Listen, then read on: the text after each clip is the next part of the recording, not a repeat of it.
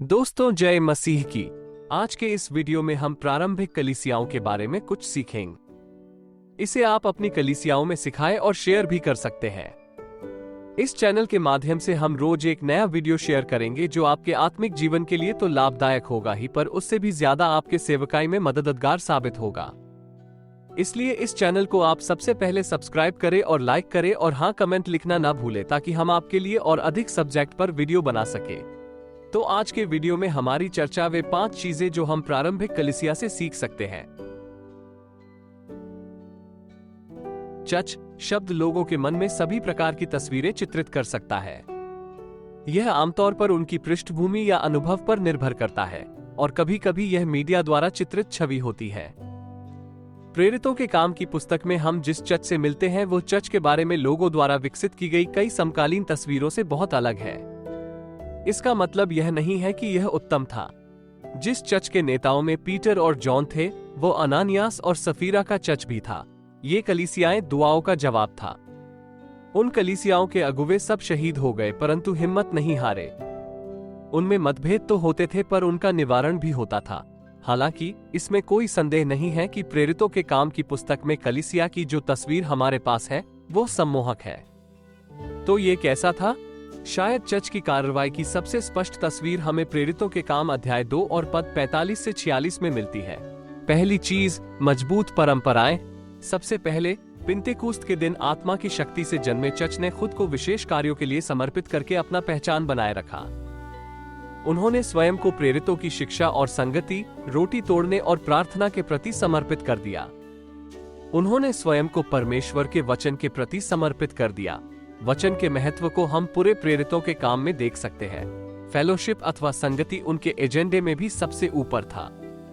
कलाम से प्रतीत होता है कि वे प्रेरितों की शिक्षा, संगति, रोटी तोड़ने और प्रार्थना के प्रति समान रूप से समर्पित थे।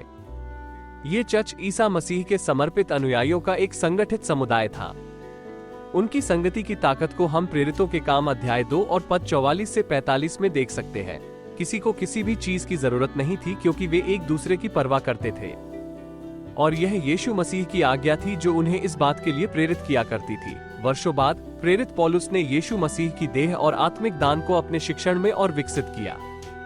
और निसंदेह प्रेरित यूहन्ना ने विशेष रूप से अपने पहले पत्र में संगति के प्रमुख घटक, एक दूसरे से प्रेम करो, पर जोर दिया और उसकी व्याख्या की। रोटी तोड़ना भी प्रारंभिक चर्च की मुख्य प्रथाओं में से एक थी।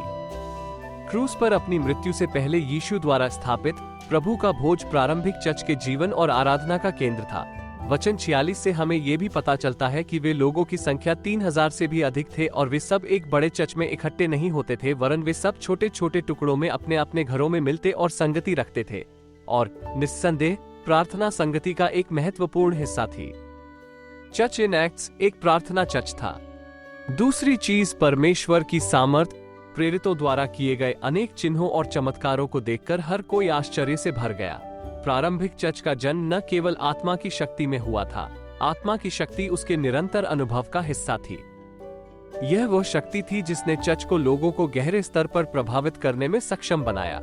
वे विस्मय से भर गए, वस्तुतः भय से।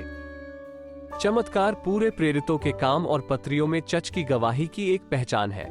तीसरी चीज, उदारतापूर्वक दान। प्रारंभिक चर्च में उदारता जीवन की तीसरी विशेषता है। सभी विश्वासी एक साथ थे और उनमें सब कुछ समान था। उन्होंने दूसरों की जरूरतों के लिए अपनी संपत्ति बेच दी। इस उदारता की गवाही प्रारंभिक कलीसिया की पहचान थी। ये प्रारंभिक चर्च में एक आकर्षक और अद्भुत चलन था।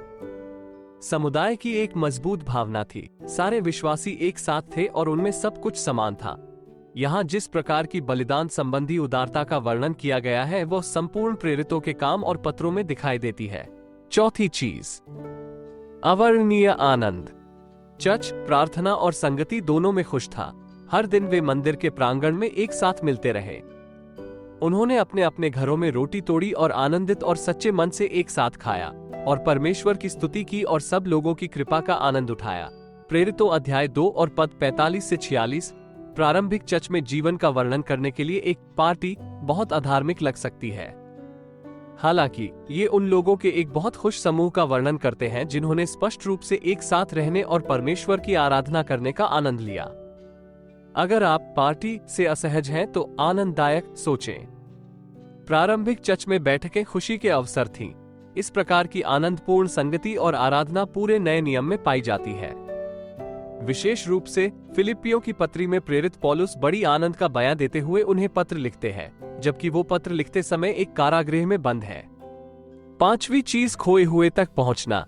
अंततः प्रारंभिक चर्च एक सुसमाचार की घोषणा करने वाला चर्च था, और जो उद्धार पा रहे थे उनको प्रभु प्रतिदिन उनमें मिला देता था। चर्च इंजीलवादी था। ये खोई हुई दुनिया तक पहुंच गया। ध्यान दें कि लूका चर्च के इंजीलवादी गवाह का वर्णन कैसे करता है। सबसे पहले ये यीशु ही थे जो अपने चर्च के माध्यम से काम कर रहे थे। दूसरे, लोगों को दैनिक आधार पर बचाया जा रहा था।